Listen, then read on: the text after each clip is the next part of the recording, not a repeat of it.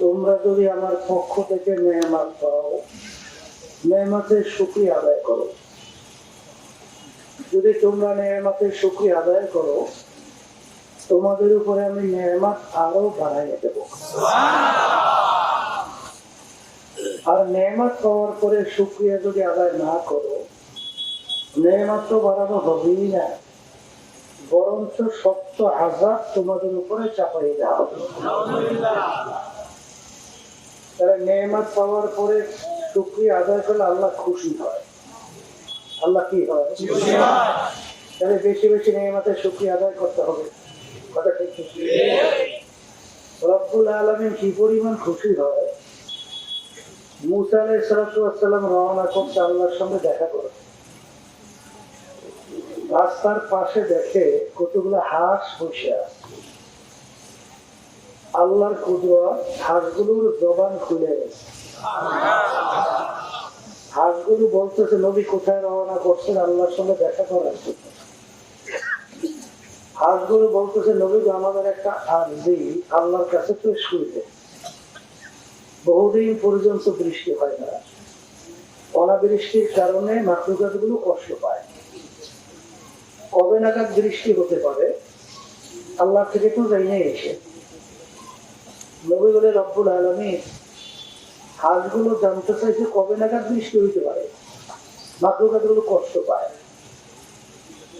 আল্লাহ রাব্বুল আলামিন বললেন, হে জামানার নবী মুসা, তুমি হাঁসগুলোকে জানাইয়া দিও এখন থেকে 40 বছর পরে বৃষ্টির সিদ্ধান্ত। নবী আসার পরে হাঁসগুলো জিজ্ঞাসা করে, নবী আমাদের আরজি পেশ করছে? করছেই তো। আল্লাহ কি বলছে? আল্লাহ বলছেন 40 বছর পরে বৃষ্টির সিদ্ধান্ত। শোনার পরে হাঁসগুলো একসঙ্গে বলে উঠলো, আলহামদুলিল্লাহ। নবী ধমকে শুরু করলো, এ বোকা, আলহামদুলিল্লাহ বললি কেন? 40 বছর পরে বৃষ্টি, এটা তোদের জন্য তো সুসংবাদ না, দুঃখের সংবাদ। আলহামদুলিল্লাহ বললি? হে জামানার নবী মুসা, হে আল্লাহর নবী, ইন্নাল্লাহা আলা কুল্লি শাইইন কাদির, সমস্ত ক্ষমতার মালিক কে? আল্লাহ যদি 40 বছর পরেও বৃষ্টি না দিত, আমাদের কারো শক্তি নেই যে আমরা বৃষ্টি বর্ষণ করাবো। 40 বছর পর হলেও রব্বুল আলামিন বৃষ্টি দিবে, এই জন্য শুকরিয়া আদায় করি। কথার কথা এখনো নবীর সঙ্গে হাঁসগুলোর কথা শেষ হয় নাই। আল্লাহর কুদরত যুগ যুগ করে বৃষ্টি শুরু হয়ে গেছে। নবী আসছেন, নবী বলতেছে, মালিক এত কিছু বুঝলাম না, আপনি বললেন 40 বছর পরে বৃষ্টি। কথার কথা 40 মিনিটে তো যায় না, বৃষ্টি শুরু হলো কারণ? আল্লাহ রাব্বুল আলামিন বলে, হে জামানার নবী মুসা, 40 বছর পরে বৃষ্টির সিদ্ধান্ত। কিন্তু আমার মাখলুক হাঁসগুলো যখন আমার শুকরিয়া আদায় করছে, আমি খুশি হইয়া সিদ্ধান্ত পরিবর্তন করিয়া এখন নাগাদ বৃষ্টি নাজল করছি। শুকরিয়া আদায় করলে আল্লাহ কি হয়? তাইলে বেশি বেশি নেয়ামতের শুকরিয়া আদায় করা লাগবে। করা ঠিক না? অনেক লোকের কানে মাহফিলে দাওয়াত পড়ছিল, অনেকের সুযোগও ছিল, সুযোগ থাকার পরে মাহফিলে আসে না। আবার তালাশ করলে দেখবেন বহু দূর থেকে কষ্ট স্বীকার করে। আমার অনেক ভাইয়া এই মাহফিলে পাগলের মতো শুনতে চায়। মান যাত্রা ওয়াজাদা, যে যে জিনিস পাওয়ার জন্য চেষ্টা করে ওই জিনিস সে পাইয়াও যায়। কথা ঠিক না? আল্লাহর বান্দারা পর্দারে মা বলে, আল্লাহ রাব্বুল আলামিন কিয়ামতের ময়দানে বান্দাবান্দিকে মাফ করার জন্য ওসিলা তালাশ করবে। কি তালাশ করবে? কেমন ওসিলা বোঝে? আল্লাহ রাব্বুল আলামিন বান্দাকে মাফ করবে এরকম কোন আমল বান্দার নাই যেই আমলকে উদ্দেশ্য করে তাকে মাফ করবে, এরকম আমল বান্দার। এখন কেমনে মাফ করবে? আল্লাহ রাব্বুল আলামিন ফেরেশতাদেরকে বললেন, হে ফেরেশতারা, দেখো তো আমার বান্দা কখনোই তার জীবনে হক্কানি আলেমদের সঙ্গে এক দস্তারখানে বসছে কিনা দেখো তো। তালাশ করে ফেরেশতারা বলবে, রব্বুল আলামিন জীবনে পাওয়া গেছে একবার, আপনার বান্দা একবার হক্কানি আলেমদের সঙ্গে এক দস্তারখানে মজলিসে বসছিল, যায় ছিল, আমি ওকে মাফ করে দিলাম। আজকে যারা মাহফিলে আসছেন নিয়াজদের শরীর আল্লাহকে রাজি কিছুর উদ্দেশ্যেই যারা আসছেন, এই ওসিলে আল্লাহ মাফ করে জান্নাতের ঘোষণা দিতে পারে না? পারে না? এরপরে যারা মাহফিলে আসছেন নিয়াজদের শরীর, আমার আব্বাজান রহমাতুল্লাহি আলাইহি চরমনের জমিনে ঘুমায় আছে, আল্লাহ তার দরজা হেসে বন্ধ করে। আব্বাজান বলতেন, তিনি মাহফিলে প্রথম থেকে শেষ পর্যন্ত থেকে বাড়ি বিদায় হয়ে চলে গেলে আমল নামার মধ্যে কোন পক্ষে হলো 50 লক্ষ নেকি, এর কম জমা হতেই পারে না। নিয়াজের শহীদ লক্ষ লক্ষ নাকি আমল নামা আল্লাহ দান করবেন। কথা বল, একটা নেকির মূল্য কত? মুসলমান, আল্লাহ রাসূল সাল্লাল্লাহু আলাইহি ওয়াসাল্লাম একটা নেকির মূল্য বুঝাতে যাইয়া, যারা হজ করতে গেছেন মদিনা শরীফ তো গেছেন, অহুদ পাহাড় তো দেখছে, লম্বা বিরাট উঁচা। আল্লাহ রাসূল সাল্লাল্লাহু আলাইহি ওয়াসাল্লাম অহুদ পাহাড়কে ইঙ্গিত করে বলছিলেন, এই পুরো পাহাড়টা যদি স্বর্ণের হয়ে যায়, এর যত মূল্য হবে তুলনা ছাড়া একটা নেকির মূল্য অনেক বেশি, অনেক বেশি। একটা নেকির প্রয়োজন কি দরকার? আল্লাহ রাব্বুল আলামিন কুরআনুল কারীমের ভিতরে বলছেন, ফামান ইয়ামালু মিসকালা যাররাতিন খায়রান ইয়ারা ওয়া মান ইয়ামাল মিসকালা যাররাতিন শাররান ইয়ারা। আল্লাহ বলছেন, যারা পরিমাণ তোমার যদি নেকি থাকে তার ফল তুমি ভোগ করতে পারবা, আর যারা পরিমাণ যদি গুনাহও থাকে তার ফল তোমার ভোগ করা। আমি বলছি না, আল্লাহ বলছেন। আচ্ছা, আমার বাজানদেরকে বলি, কিয়ামতের ময়দানে একটা নেকির জন্য সেইকে যাইতে পারে না? পারে না? আচ্ছা বলেন তো, সারা কিয়ামতের ময়দানে ঘুরিয়া একটা নেকি সংগ্রহ করা যাবে? পারবে? পাইবে? বলে তা কেমন পারবে না কেন? ওই আলোচনা ওদিকে লম্বা আমি যাবো না, সংক্ষেপ বলছি। আল্লাহ রাব্বুল আলামিন কোরআনুল কারীমের ভিতরে বলছেন, কিয়ামতের ময়দানে অবস্থানটা কেমন হবে, কিয়ামতের ময়দানে অবস্থান কেমন হবে। আল্লাহ রাব্বুল আলামিন কোরআনুল কারীমের ভিতরে বলেন, ইয়াউমা ইয়াফিরুল মারউ মিন আখিহি ওয়া উম্মিহি ওয়া আবিহি ওয়া সাহিবাতিহি ওয়া বানিহি লিকুল্লি ইমরিইন মিনহুম ইয়াউমাইযিন শা'নুন ইউগনিহি। আল্লাহ রাব্বুল আলামিন বলেন, কিয়ামতের ময়দানে এত কঠিন হবে, মা সন্তান থেকে ভেঙে যাবে। এর অর্থ কি? মা সন্তানের পরিচয় দিবে না, সন্তান মায়ের থেকে ভাগবে, বাপ সন্তান থেকে ভাগবে, বাপ সন্তান বাপের থেকে ভাগবে। ওই কঠিন মুহূর্তে পরিচয়টা তো দেওয়া দূরের কথা, একজন আরেকজন থেকে ভাইয়ে যাবে। আমি বলছি না, আল্লাহ বলছি। আচ্ছা, ওই কঠিন মুহূর্তে কেউ কাউকে নেকি দেবে না, চিন্তা করে না, কথা বলে না। কেমন কঠিন হবে শোনেন না, ওলামায়ে কেরাম বলে, নবীরা পর্যন্ত উম্মতের কথা ভুলে যাবে। নবীরা পর্যন্ত কি বলবে? ওয়ায়াকুলু মূসা কালিমুল্লাহি নাফসি ওয়ায়াকুলু ঈসা রূহুল্লাহি নাফসি ওয়ায়াকুলু ইব্রাহিম খলিলুল্লাহি নাফসি। একমাত্র আপনার আমার নবী মুহাম্মদ রাসূলুল্লাহ সাল্লাল্লাহু আলাইহি ওয়াসাল্লাম সেজদায় হইয়া কাঁদবার বলে রব্বি হাবলি। ওই কঠিন মুহূর্ত কেমন হবে?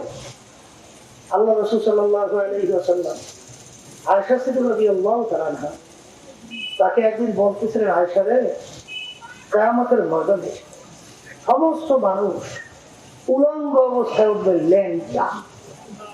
কি অবস্থায়? আয়েশা সিদ্দিকা রাদিয়াল্লাহু তাআলা আনহা বলে, হে আল্লাহর নবী, আমরা কি ল্যাংটা অবস্থায় উঠবো? আল্লাহ রাসূল সাল্লাল্লাহু আলাইহি ওয়াসাল্লাম বলে, হে আয়েশা, তোমরাও ল্যাংটা অবস্থায় উঠবা। হুজুর, আমাদের লজ্জা শরম করবে না? এত মানুষ, এর ভিতরে ল্যাংটা উঠবো কি? ল্যাংটা পর্যন্ত বোঝেন না, কাপড় চোপড় না। বলে, আয়েশা রে, কিয়ামতের কঠিন কেমন অবস্থা হবে এইটা বুঝাবার কারো সম্ভব না, আর বুঝানো যাবেও না। তবে এত কঠিন হবে, কিয়ামতের ময়দানে মানুষ ওঠার পরে তাদের নজর যে উপরের দিকে উঠে যাবে, নিচে নামাবার আর সুযোগ পাবে না। অন্য আয়াতে আল্লাহ বলছেন, এমন ভয়াবহ অবস্থা হবে যে গর্ভবতী মা তার সন্তানকে খালাস করে দেবে।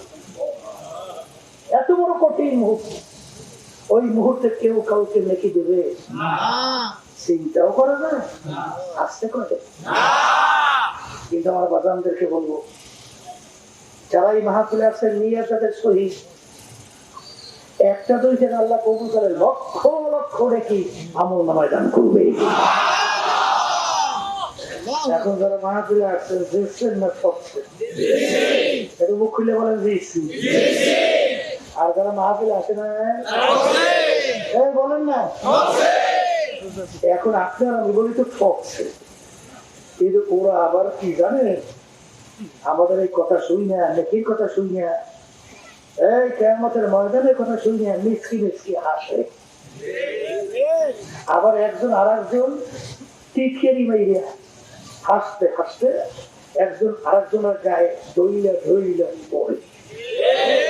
অর্থাৎ তারা কি বলতে চায় জানেন? বলতে চায়, হুজুর এইসব হইল কথা অযুক্তি, নাউজুবিল্লাহ, আবার বলতে ইয়ে কয় গাঁজা খুব এরকম একটা কথা আছে, গাঁজার নৌকা বলে পাহাড় দিয়ে চলে। বোঝেন নাই? বুঝি পাহাড় দিয়ে নৌকা চলে, গাঁজার নৌকা চলে কেন? অর্থাৎ মাদক, নেশা, ওই নেশার কারণে ওই স্বাভাবিক মস্তিষ্ক ঠিক থাকে না। কথা ঠিক থাকে? ঠিক। আল্লাহ আমাদের এই গাঁজা, নেশা, মাদক থেকে আল্লাহ আমাদেরকে পরিত্রাণ দান করুন। বর্তমান সমাজে কিন্তু বিশেষ করে উঠতি বয়সের ছেলেখন দেখে এক শ্রেণী দুষ্ট প্রকৃতির লোক এই গাঁজা, এই মাদক, এই বিভিন্ন এই সয়লাবের মাধ্যমে চরিত্র ধ্বংস করে ফেলবে। আল্লাহ মাফ করে দেয়। কথা ঠিক কিনা? হ্যাঁ, আল্লাহর বান্দারা, হারামে কিন্তু আরাম নাই। হারামে কি নাই? আবার যেই কথা বলতে চাইছিলাম, কথা বলি, এরা হইল কি জানেন? বস্তুবাদী। কিবাদী?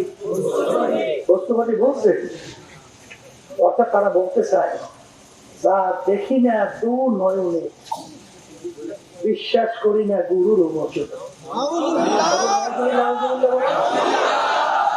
ওরা বলতে চায়, যা দেখি না বিশ্বাস করি না। ওরা আবার কি বলে, মনে মনে বলতে বিভিন্ন সময় কয়,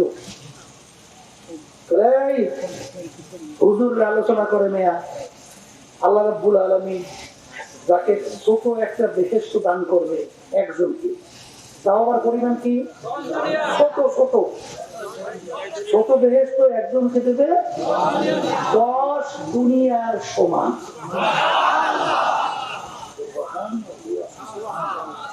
ওরা মনে মনে কয় যে হুজুর কথা কথা শোন, চলে চলে থাকি। একজনকে যদি দেয় ছোট বেহেশত 10 দুনিয়ার সমান, একজন দুইজন মানুষকে বেহেশতে যাবে না কোটি কোটি যাবে? তাহলে যাকে বড় বেহেশত দেবে সেইটা কত বড়, তাহলে অনেক বড় হবে। তাহলে কোটি কোটি মানুষ যাবে বেহেশতে, ছোট বেহেশতে একজনকে দেবে 10 দুনিয়ার সবার। এত জায়গা মাওলায় পায়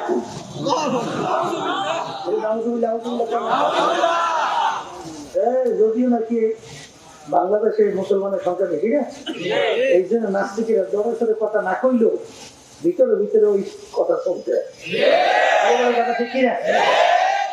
আল্লাহর রহমত আপনাদের দোয়ায় বর্তমান আধুনিক যুগে, আবিষ্কারের যুগে আল্লাহর রহমতে এখন জায়গা পাওয়া গেছে। এটা আলহামদুলিল্লাহ কি পাওয়া গেছে?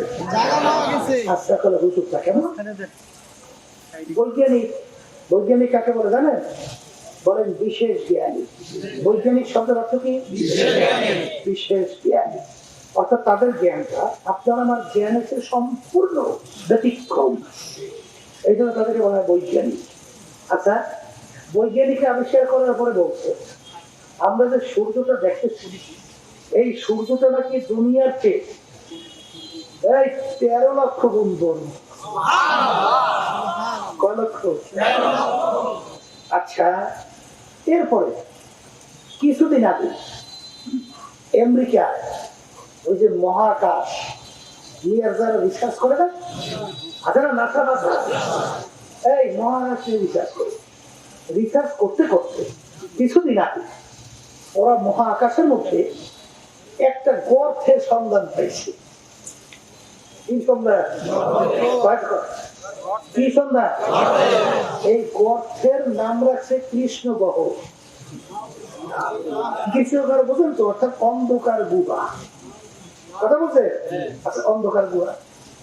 এখন এই গর্তটাকে পাইছে, ওরা পরীক্ষা নিরীক্ষা করে দেখে গর্তের যে মুখটা, মুখ মুখতেছে, আচ্ছা এই মুখটা নাকি এত বড়, এইরকম 30,000 কোটি সূর্য।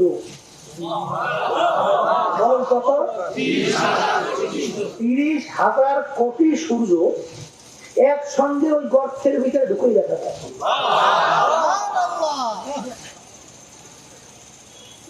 কি বলছেন? দুনিয়ার থেকে 13 লক্ষ গুণ বড় হলো সূর্য, আর এরকম 30,000 কোটি সূর্য একত্রে গর্তের ভিতরে ঢুকেই দেখা যায়।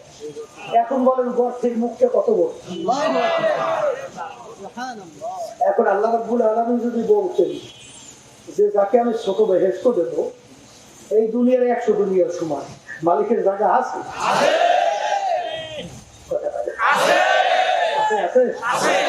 পাওয়া যায়। হ্যাঁ, আবার বাজানদেরকে বলবো এই বস্তু বাজারে নাস্তিক বলে না, ওরা পাইছে কি জানেন? মানুষটাকে আল্লাহ সৃষ্টি করে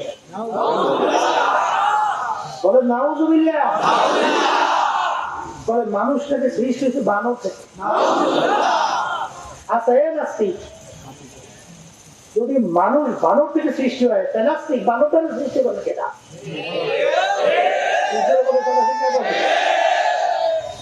বানর থেকে সৃষ্টি, বানরটা সৃষ্টি করলো কি জানে নাস্তিক? আচ্ছা আচ্ছা, বানর থেকে মানুষ সৃষ্টি হয় কিভাবে? কোন দেশে, কোন যুগে, কোন তারিখে, কোন জঙ্গলে? ওরা বলে একটা বানর নাকি গাছের ভিতরে লাফাইতে লাফাই লেজ পছন্দ করিয়া অটোমেটিক বলে মানুষের। আবার কি বলে জানেন? ওই মানুষের পিছনে দেখেন না একটা ছুটি মতো আছে না, ওই যে লেজ আছে গড়িয়ে গেছে, ওই ছুটি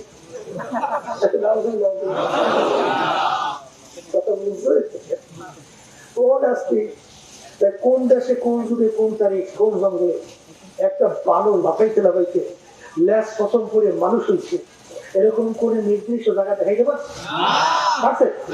আচ্ছা, বুঝলাম, বানর লাফাইতে লাফাইতে লেজ পছন্দ করে মানুষ হয়েছে। এখন দুনিয়াতে বানর নাই, বানর গুলো সব ভদ্র হয়ে গেছে, এখন আর লাফালাফি করে, এখনো করে। তাহলে আগে যদি 2-1টা বানর লাফাইতে লাফাইতে লেজ পছন্দ হয়ে যায়, ও মানুষ হইতে পারে, এখন 2-1টা হবে না কেন?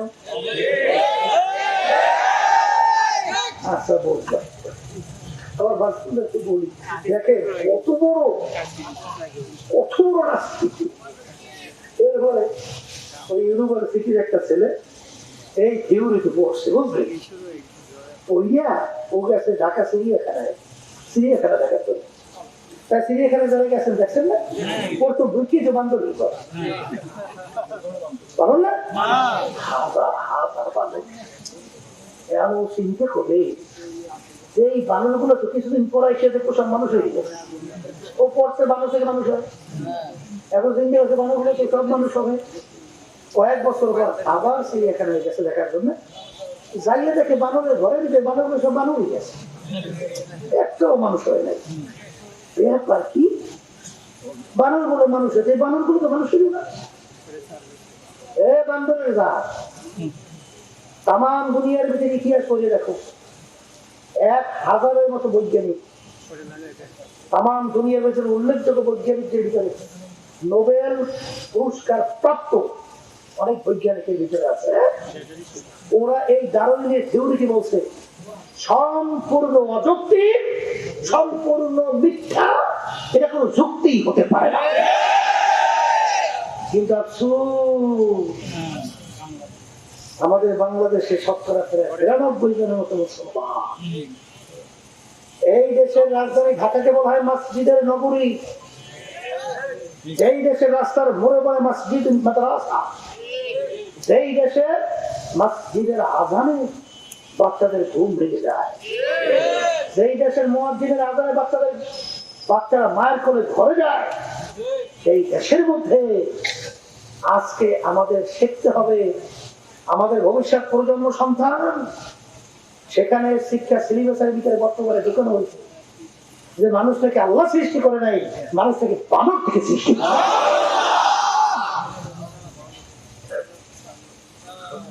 এই জন্য আমার বাজানদেরকে বলো, পর্দারে মাহমুদদেরকে বলবো যে এই নাস্তিকের দলেরা, ওরা বলে যা দেখি না বিশ্বাস করি না। আমি যদি জিজ্ঞাসা করি নাস্তিক তুমি দেখো না বিশ্বাস করো না, তোকে যদি আমি জিজ্ঞাসা করি তুমি জানতো মানুষ না মরা মানুষ, উত্তর দেবে কি আমি জানতো, তাহলে জানতো অর্থের ভিতরে রূহ আছে, কি আছে, রূহ আছে। আচ্ছা যদি জিজ্ঞাসা করি তোমার রূহ ভিতরে আছে, বলো তো তোমার রূহটা কালা না নীলা না ধলা, এই কোন রঙের, একটু বিবরণ দাও তো, যেতে পারবে? যেতে পারবে? তাহলে ও কি বিশ্বাস করে না যে আমার ভিতরে রূহ আছে? তাহলে তোমার ভিতরে আমার মালিক গোপনে রূহ হয়ে যায়, তোমাকে হাঁটাইতে চলাইতে কথা বলাইতে পারে, রূহ কিন্তু গোপনে। সেই মালিক গোপনে তোরে কবরে আজাদ দিতে পারে না। আর কবরে আজাদ বোঝার জন্য আল্লাহ রাব্বুল আলামিন মানুষকে স্বপ্ন তো শোনা, স্বপ্ন দেয় না। তুমি রাত্রে ঘুমের ঘরের ভিতরে স্বপ্ন দেখো, পাশের বাজারের নাম কি?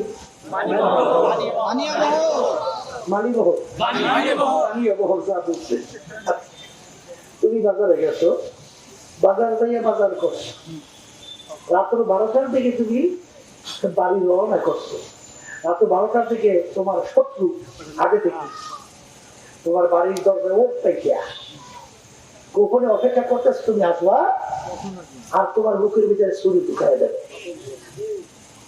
ঠিকই তুমি যখন আসছো, ও তো লেজার ছুরি তোমার বুকে ঢুকাই, এখন তো ঝুলছে, ও ফিরে রক্ত করতে, তুমি জোরে চিল্লাও আমাকে ধরো, আমাকে ধরো। ওদিকে তোমার স্ত্রী ধারে বলিয়ে পান খায়, তোমার স্ত্রী ধারে বলিয়ে পান খায়, পেয়েছে না? আসতে পারে না, তুমি কষ্ট মোটেও ফোন পাও না, পুরোই পাও, আসতে পারে না। তাই যেই মালিক তোমাকে ঘরে ভিতরে শোয়া যায়, বাজারে বাজার করে যায়, শত্রু তৈরি করে বুকের ভিতরে লেখা ঢুকে যায়, ছুরি ঢুকে যায়, রক্ত ঝুপ করে বের করে যায়, তোমাকে চিল্লে পাল্লা করাইতে পারলো, তোমার স্ত্রী ধারে বইয়ে পান খায় টের পায় না, সেই মালিক তোমার ঘরের মধ্যে তোমাকে কবরে রেখে গোপনে আজাদ দিতে পারে না?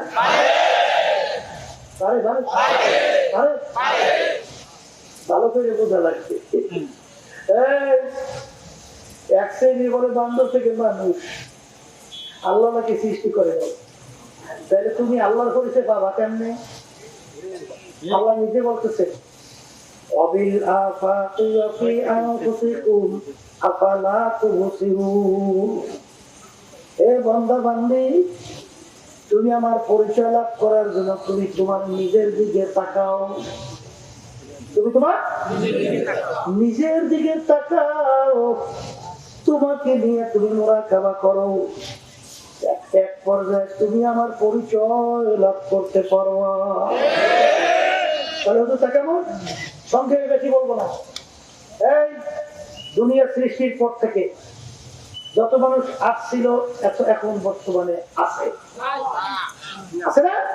না, সৃষ্টির পর থেকে যত মানুষ ছিল চলে গেছে, এখন বর্তমানে আমরা যারা আছি তাও কত হাজার হাজার কোটি না কথা পায় না। আচ্ছা, দুনিয়া সৃষ্টির পর থেকে এখন যত মানুষ আসছিল আছে, কিয়ামত পর্যন্ত আসছে। আমার মালিক তার পরিচয় পাওয়ার জন্য বলছে তোর দিকে টাকা। এই এতটুকু একটা আঙ্গুলের, এই আঙ্গুলের পরে টিপ বুঝলেন? টিপ বুঝুন তো, এতটুকু জায়গায় আমার মামলা ডিজাইন করছে। কথা বুঝেন না? খারাই খেলাই মতে এটা তো খুব ভালো বোঝে, এটা তো বোঝে বোঝে বোঝে এতটুকু জায়গায় আমার মামলা ডিজাইন করছে। এই বলতো কোন কারিগর আছে এতটুকু জায়গায় কয়টা ডিজাইন করতে পারে? আর দুনিয়া সৃষ্টির পর থেকে যত হাজার কোটি মানুষ দুনিয়া থেকে গেল, বর্তমানে দুনিয়ার ভিতরে শত শত হাজার হাজার কোটি মানুষ দুনিয়াতে আসছে। এতটুকু জায়গায় আমার মামলা ডিজাইন করছে। এতটুকু জায়গায় ডিজাইনের সঙ্গে একটা মানুষের সঙ্গে অন্য একটা মানুষের এই একটা আঙ্গুলের টিপের সঙ্গে পূর্ণ কোনো মিল না।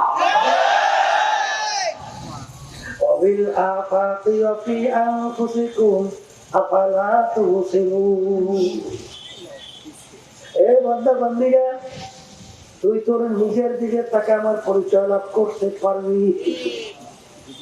এই বর্তমানে ডাক্তার আবিষ্কার করার পরে বলে দুনিয়া সৃষ্টির পরে এখন পর্যন্ত যত মানুষ আসছিল আছে আসবে, একটা মানুষের একটা পশমের সঙ্গেও অন্য একটা মানুষের পশমের পূর্ণ কোনো মিল না। একটা পশমেরও মিল যায়। ভালো করে বলবো আল্লাহর বান্দারা, শ্বাস শ্বাস পিঠে বানায় কি কর, একরকম ডিজেলের শ্বাস থেকে কয় রকমের পিঠে বের হয়? একরকমের না? ভালো করিয়া বোঝো, এক মায়ের পেট থেকে 10টা সন্তান বের হয়। শ্বাস কয়টা? একটা মায়ের পেট থেকে 10টা সন্তান বের হলো। একটা সন্তানের সঙ্গে অন্য একটা সন্তানের চেহারা পূর্ণ কোনো মিল না। এই বানাইনে একজন কারিগর আছে দাদা, পরে ডাক দিয়ে বলো সারি কারিগর কে? এই মালিকের পরিচয় পাওয়া যায়? আসতে আসতে যায় শুধু তাই না, একটা মানুষের গলার আওয়াজের সঙ্গে আর একটা মানুষের গলার পূর্ণ আওয়াজের মিল না। এই বানান যাবে কারিগর না। এরপরে বুঝু আল্লাহ রাব্বুল আলামিন তার রাসূলকে দুনিয়াতে পাঠাইছে, প্রায় ৩৫-এর মতো মুজিজা আল্লাহ রাব্বুল আলামিন তার থেকে প্রকাশ করছে। কথা বুঝেন? এর ভিতরে সবচেয়ে বড় মুজিজা হলো কুরআনুল কারীম। কি কারীম? বলে হুজুর তাকে সবচেয়ে বড় মুজিজা আল্লাহ আল্লাহ রাসূল এক কথা বলেন। আল্লাহ রাসূল সাল্লাল্লাহু আলাইহি ওয়াসাল্লাম দুনিয়ার কোন শিক্ষকের কাছে পড়ার সুযোগ পাইছে? আল্লাহ দেশে দেশে এই আল্লাহ রাসূল কি তার নিজের দস্তখত করতে জানতো? সাইন করতে জানতো? আপনারা একটু কথা বলেন কি হয়েছে? রাস্তার মধ্যে একটা মাইকও কোনো সাউন্ড নাই হুজুর। তা বাইরে সাউন্ড দেওয়া না কা? কার ইয়ারফোন দেওয়া? কেরা বলছে? এই বাইরের শব্দ কি হয়েছে? শুধু মাঠে আওয়াজ হইতেছে হুজুর। মাঠে আওয়াজ হইতেছে। কি হয়েছে? গান শুরু হয়েছে আধা ঘন্টা। কথা বললেন না, এটা কি? এই মাইক্রোফোন এটা কি মাইক্রোফোন না? আবার কি? আচ্ছা বাইরের শব্দ হালকা তো বাড়ান নাই, দূরটা হালকা তো বাড়াইছেন না, তো শব্দ মানে বলছে কি? আচ্ছা শোনেন, কথা বলি না, আর বেশি বাড়াইনি। আল্লাহ, এক সাইডে কিন্তু আছে ভিতরে বয়ান না শুনিয়া হুদা হুদি খালি এই মাইক খোসাইবে, তবে শব্দ বাড়াও, শব্দ বাড়াও, নিজের বয়ান শুনে না। আর খালি কথা কইলে যে এমনিও তো কথা বুঝে না। এরপরে যে বয়ান করে বয়ান করতে কি করতে দেয় না, যারা বেশি শব্দ বাড়াইলে নিয়ম ছাড়া মাথা ধরিয়ে যায়। হুদা হুদি এই এক শ্রেণী আছে মাথা করায়, বই কোনো কাজ নেই, বই খালি আর বেড়া রেখে এখন তোমরা কই পেতে যাও ওই এখন যাও যাও যাই বই বয়ান হবে।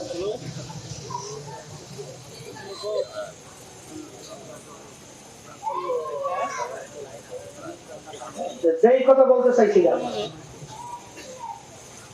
আল্লাহ